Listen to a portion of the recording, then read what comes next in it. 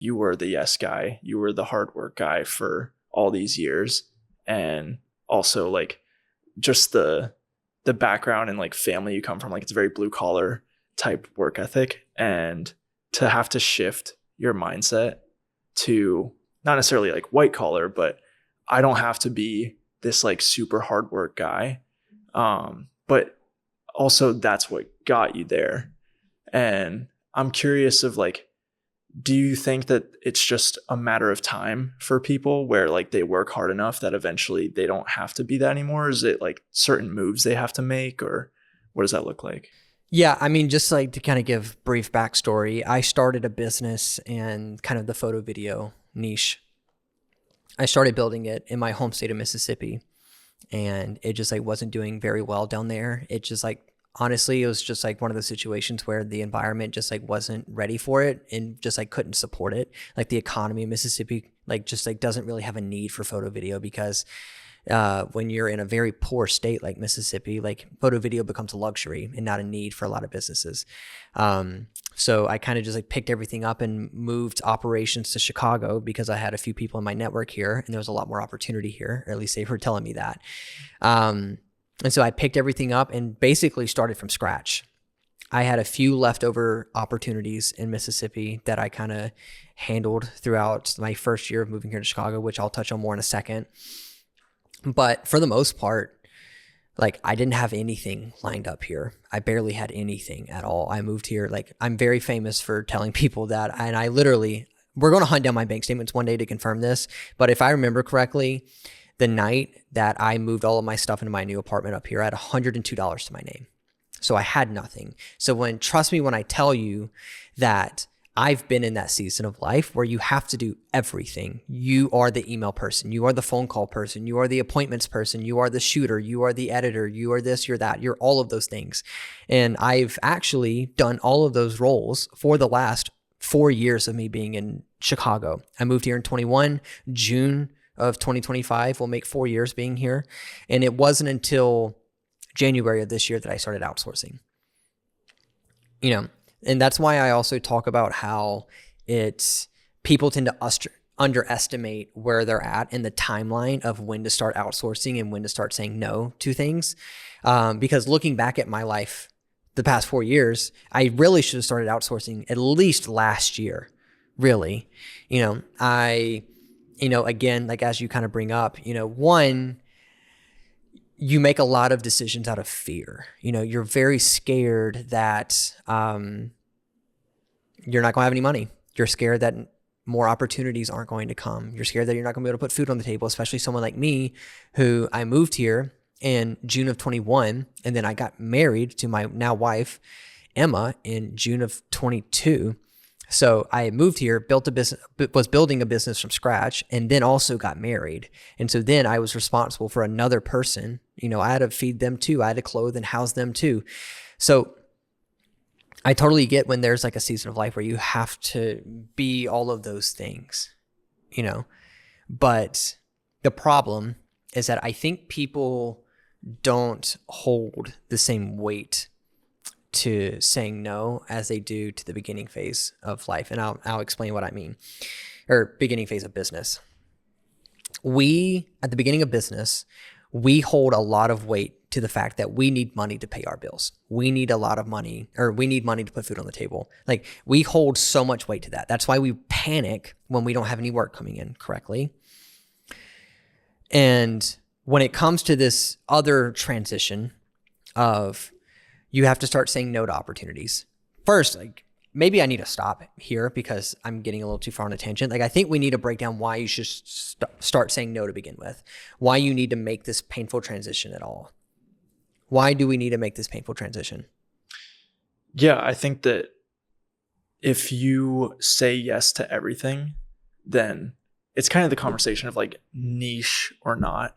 And in business, we both have photo video businesses that it's a pretty easy thing to say yes to a ton of different opportunities. You could shoot weddings, you could shoot concerts, you could shoot real estate, you could shoot commercial projects, social media stuff. And like you can do that and you can pay bills that way. But it's going to be really hard to scale that. And there's a lot of value that clients find when you're like the pro at this one thing. And so that's like the first concept of saying no, is when you say no to the work that doesn't align with this one like specific genre of work that you can fall into. Because we all get into business for the same reason, right? We get into business because we want to not be beholden to other people. We do not want to be beholden to other companies and other jobs and everything. We want to have that control to ourselves. We want to be able to not be told how much money we can make. We don't want to be told what hours we have to work. We want flexibility. We want freedom. We want financial freedom. We want life freedom as a whole, correct? So in order to do that, you have to stop becoming an employee of your own business. And what I mean by that is that, there's that famous kind of funny joke that goes around where, for like, early entrepreneurs, I traded my 9 to 5 for my 24/7, that's great and all. Like there's a season of life for that. But why are we doing this to begin with? We're doing this so that we can stop working. We can start spending more time with our families. We can go on that vacation. We can sleep in if we want to. Like we're doing this so that we have the freedom in life to do what we want to do.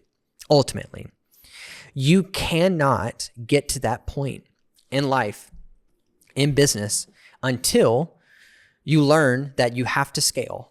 You're going to have to scale to a certain point so that you can stop being a slave to your own business, right? So that is why we say no. There's that famous Ryan Holiday quote. Ryan Holiday says, and I think he's quoting one of the Stoics, probably Aurelius or someone, and he goes, saying yes, I have it right here actually.